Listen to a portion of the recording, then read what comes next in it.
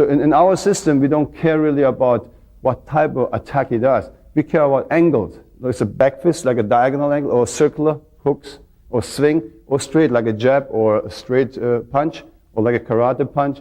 Really doesn't matter, or a Wing Chun punch. So we have only these three type of angles: circular, diagonal, and straight. So here I'm going to demonstrate you a little bit the Wing Chun punches. So Michael, can I have you? So very, very simple. If Michael would give me a straight attack, so I would not punch like this, okay? Or I would not punch like a boxer, or maybe this side. So if he punches with the shoulder, I punch with the shoulder, what you see is mostly this one. I hit you, you hit me technique. Therefore you look sometimes very handsome. You cannot fight like this. The idea is, because Wing Chun has been created for the average person. If you go back, the founders were two women. So they're not built strong, so they cannot afford to take a punch. So in my case, or Michael, we're professionals, so we train. But still, for the average person to have the chance relatively in his own environment, where he every day goes out after work, he wants to protect in his own environment himself. So we're not teaching people to fight, let's say, Mr. Mike Tyson. Because if he wants to do that, he must train every day, 3 hours in the morning, 3 hours in the afternoon. So no break. Different food, different schedule of his life, but then he's professional again. So this is really for the average person in his own environment to defend himself. So he needs a very intelligent, very scientific, smart self-defense system. So if Mike would punch me, we keep our shoulders very straight, you see? So when you look at the general in boxing, your target is your face, your nose. If I punch, this is the longest, the jab is the longest weapon, but where's my face? So if I really look here, this is the length I'm using, this part. But in Wing Chun, we punch, we use the whole arm. So if he gives me a jab, I move in, my arm is always longer. So compare a jab. If I put my shoulder in, just like boxing, where you have a lot of the time this type of situation in boxing. Okay? So also our force and our punch comes from the elbow, which I will go a little bit later into it, how we get strong punches. So if you punch me just a normal punch, if I'm outdoor, my elbow low, it's a substitute for the triangle we have here. If you just leave your hand here, look, the effect here, I split his force, deflected here. Same as when I'm from outdoor, same position here. If I'm indoor, I lock my fist. Okay, or if he comes cross, I lock my fist. I don't leave it bended, so otherwise he has a hole here. Then it looks like a Swiss cheese. You know, like the cheese with the holes? Just goes in here, all right? So really the idea is, each time, no matter I'm indoor or outdoor or diagonal, it's the same punch for you. It's the same punch. The point is now, since we're exercising, I have to stay still. So indoor, I must lock my fist so it cannot intercept. If I leave it here, you see what's happened? Outdoor, I must leave it low. But in action, if he punches me slow motion, I move and look. By the time I affect this already cut this angle with interception, with the force cuts him already. And then the time when I hit him, it's going to happen this. Look, it's the same momentum, very slow, you see? It's the same punch. If it comes diagonal, it's the same punch. Since I'm standing here, and we just exercise a little bit, let's say I'm just outdoor, you see, I'm only crossing my punch. So the idea is really I'm doing the same punches. If I would do here and chain punch, you cross, same. See? So I'm not trying to punch his limbs. I don't care about his limbs. In our idea, this is a general in here. That guy wants to hurt me. This is the tool. This is the soldiers. So I don't want to start the punch like this. A lot of people do mistakes. They punch against the limbs. So when he comes, I really go in. I don't care about he has a fist there or not. See? In this case, I'm outdoor. It could be I'm indoor. Then I lock in because I don't want to stay here so he doesn't get in here. Punches. See? So if I'm keep punching, if I outdoor slowly, so you see, now I have to lock. If Michael doesn't lock, so this means I can intercept totally in. So therefore we just do, since we're posing here right now, not really fighting. Also what you learn once you have learned these punches, is also to learn the balance forward and backward. So if I do this, you see? So this is very, very difficult. A lot of people just punch in the air. You need to do lots of partner exercises where you can emphasize force. A lot of people do lots of aerobics, as I mentioned. They punch here, make steps. It's all fantastic. Drills are good to get a very good coordination. But more important is also put force. You have to deal with force, how you can absorb or deflect the force. And the last thing in any exercise we do here in our system is anger. Because a lot of martial artists don't practice that last issue what's happened in the street is anger. Because this is a component you cannot calculate. Even a small person is angry, he can knock out a very big person, because if he has the willpower, the anger, you never know how big that anger is. So we try to put this in. Okay? The only thing we don't do is punching for real. So also to exercise this, later on we put our foot forward. It's the same thing. This is basically just control. Let's say he's a boxer and jabs me. I can control his legs. So I can control or cross the other way around. So just, no, it could be a kickboxer, not just a boxer. Maybe he wants to move in and do something. So I can be safe, he doesn't kick me. Or I'm here, he doesn't kick me. If you see a lot of martial artists, if you go in, and then bang. You see lots of these things that come with the knees. So this is also preventing us. We have the absolute control over our opponent. So if you just step with this, maybe it's better for the angle. See? So I want to do this and hit him maybe, or just with a punch. Okay, so I can control him. If he wants to kick me here, I can see what he does or feel what he does. So all in Wing Chun has to do with sense of touch. It's very, very important. So what I'm going to let you do is to watch a little bit when Joe and Michael does this with the steps, just chain punches, no kicks. So just do it together. This is the punches first program. Okay. Start slowly and then go a little bit faster. So here you can see if he doesn't lock his elbow inside, so Michael rushes in. We just practice normally. Try your best. Okay. And if the force is too strong for Joe, he can switch around with his legs. Just angle. So you start to get flexible. So your balance to the left, to the side, to the front is stabilizing here. Okay, stay more in the middle. Yes.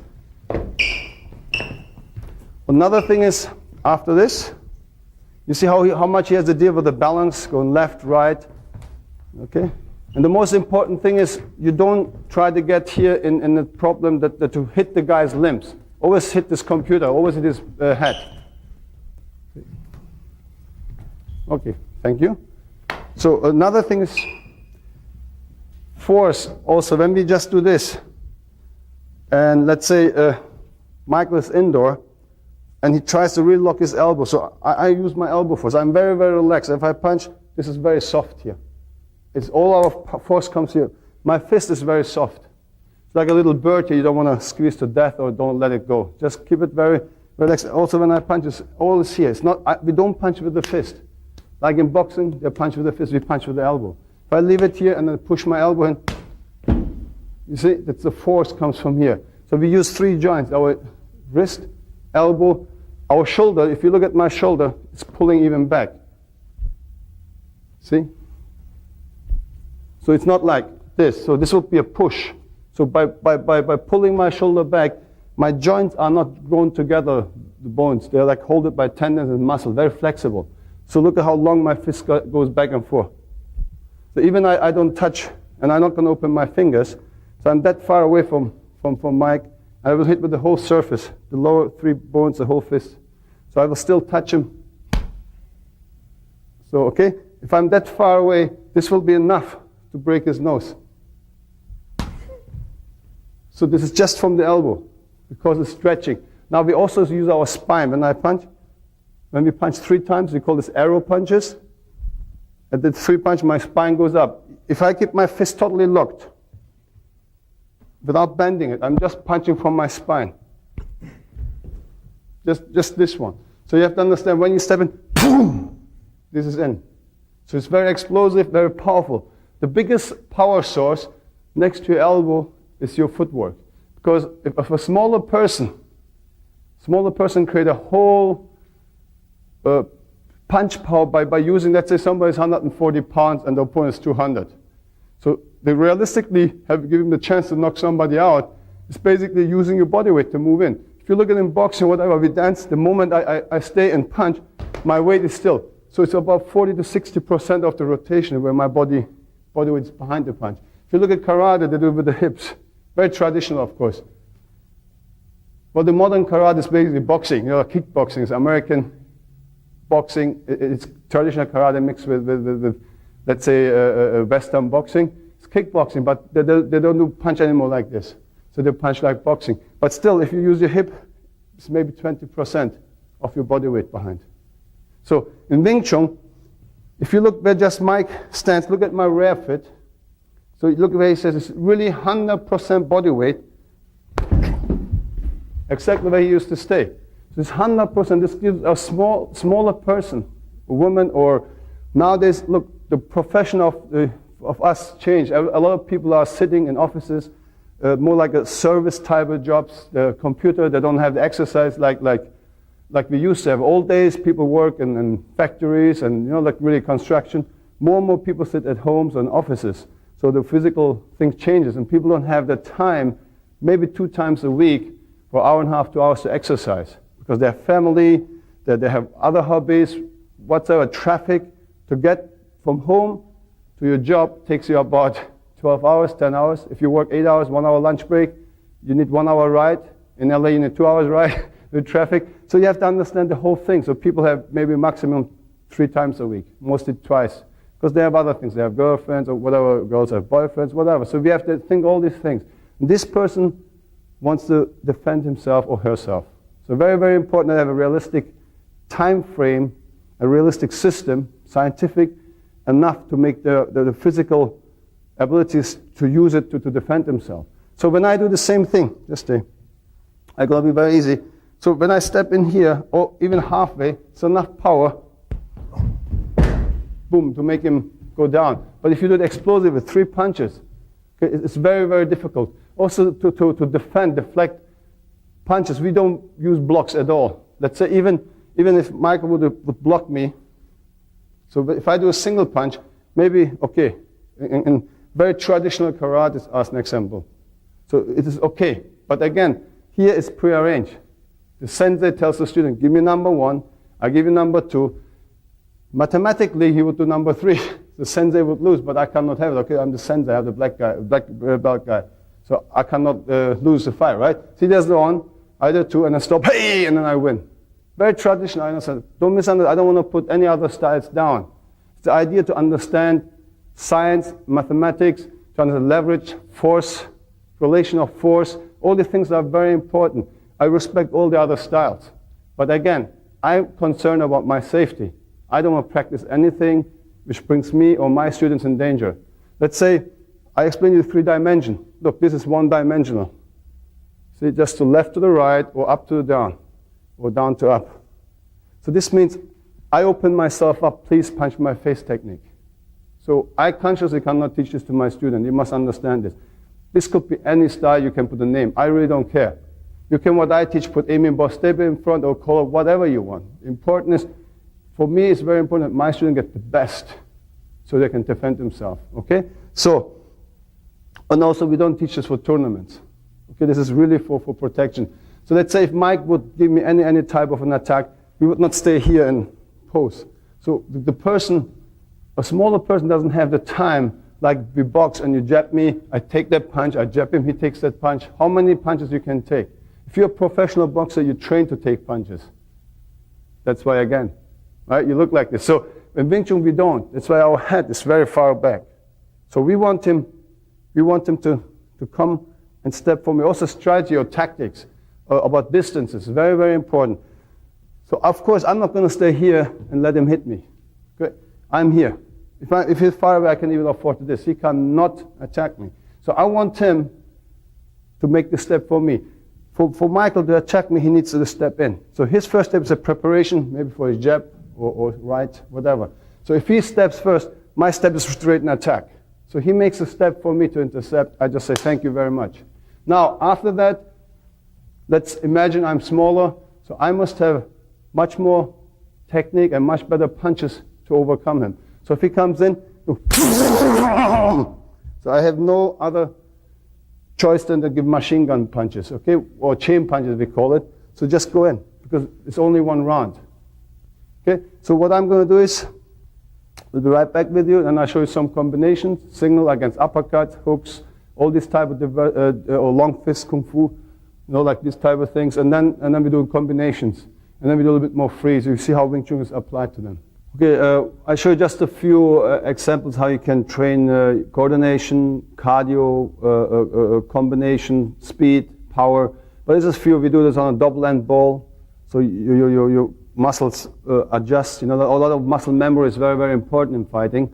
So all coordinations. So here we just show you some stuff which gives you really cardio, gives you speed, gives you power, flexibility, and maneuvering your punches. You know, like when enemy or opponent doesn't stay still, he moves very fast. So you have to be capable to really catch up with him. A good boxer is dancing a lot. So most people are too stiff and too single view oriented. So in Wing Chun, we really don't care where he goes. So Yannis and Joe's going to just show a little bit slowly and go in steps, and then we show some with the focus mitts as well. Well, enjoy it, huh?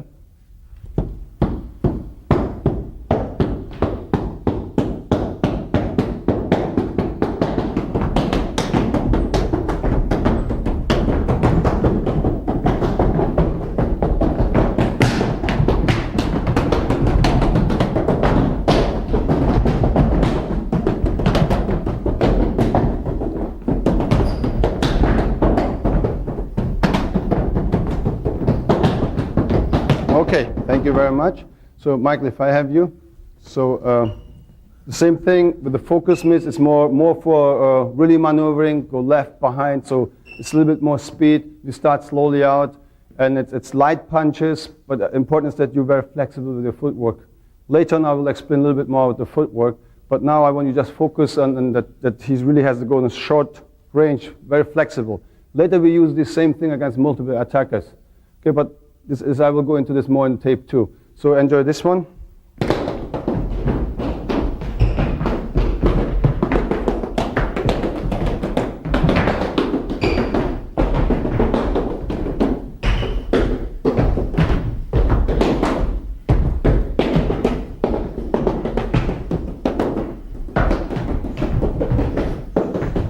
Okay, thank you very much.